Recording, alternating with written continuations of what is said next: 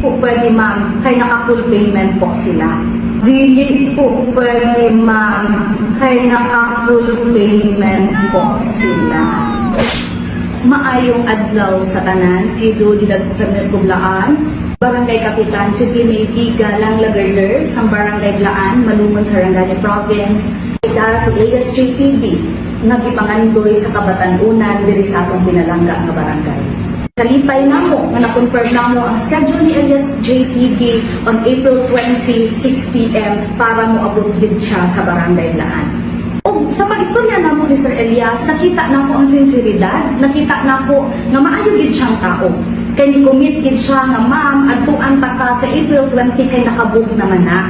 Ug nangutana ko si Sir Elias ako akong pila ang gihatag nga presyo ni kalumadban ug giingon pud nako ang 75,000 ug iprangka pud nako si Sir Elias nga dili nako afford ang 200,000, mauna niingon siya okay na tong 75,000 ma'am.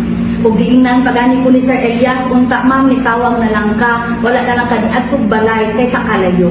Tinuod gyud ang kalayo kay mobiyahe pa man ko unong ka oras gikan diri sa Barangay Blaan paadto sa Macbeth. Para lang unta ma-secure gyud namo ang schedule sa atong ginaidolo nga si Elias JTB.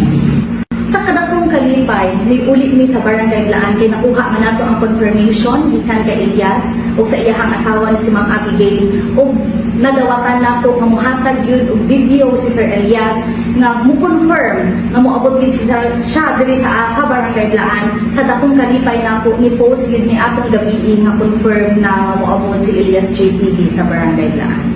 Kung April 13, nag-chat ko or nag-text ko sa asawa ni Elias na si Ma'am Abigail para i-follow up na ko ang video. Wala ang tila ka minuto ni-reply si Ma'am Abigail o ganyan reply, Ma'am, pa-wait lang po ako within the day sa video. So, ipadala ni Ma'am Abigail sa akong Facebook account. Tungod sa Garbo, nagposta na si Elias JTB mo abot kauban yun sa iyang video confirmation ni April 20 sa gabi na asya sa Barangay Blaan.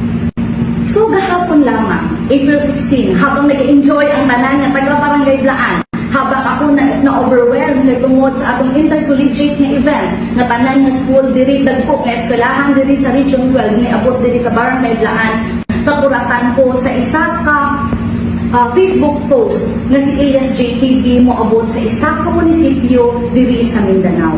Pag-contact na ako sa isa sa mga staff ni Ma'am Beverly na nag-plaster sa schedule ni Elias. So, ang akong ingon sa staff ni Ma'am Beverly, Ma'am, dili ba pwede nga ang isa lang ka munisipyo ang mag-adjust? Kay kami man ang nakauna og booking. Ang iya kong gitubag, dili po pwede ma'am, kay naka-full payment po sila. So, dito na ako na-realize. Tungod sa gamay kami nga barangay, kay based sa post sa isa ka mayor na ilahang tugtugan anak pod na day, gi-times 2 daw nila ang talent fee ni Elias JTB. Sa buot pasabot, wala na kami arang mahimo dira kay tungod sa kagamay sa among barangay. Gusto lang unta namo mapalipay ang katagahuhan sa Barangay Blaan sa tanan nga kasigdit nga barangay, pero wala kay mahimo kay dili namo kaya ang 200,000. I ask guidance from the mayor. Kay kanina preparasyon, dili lang ni preparasyon sa Barangay Blaan. Kanina preparasyon, ipreparahan sa munisipyo ang security plan, ang pagkakon sa mga magbantay during that time, ang atong Sky Nature Park, the sponsor sa atong mga municipal kadawat. So karon ni ask ko guideline kay Mayor Tessa, if we will pursue the April 20, 2 to 4 p.m., din mo na si Mayor Tessa, dili na namo i-pursue. O kauban sa Barangay Council, ganinang buntag, nagdesisyon kami na dili na namo i-pursue ang Elias JTB sa gihatag nila nga schedule, kay dili namo kaya nga isakripisyo ang among inaugural program para kay Elias JTB. To the management of Elias JTB, thank you for the disappointment.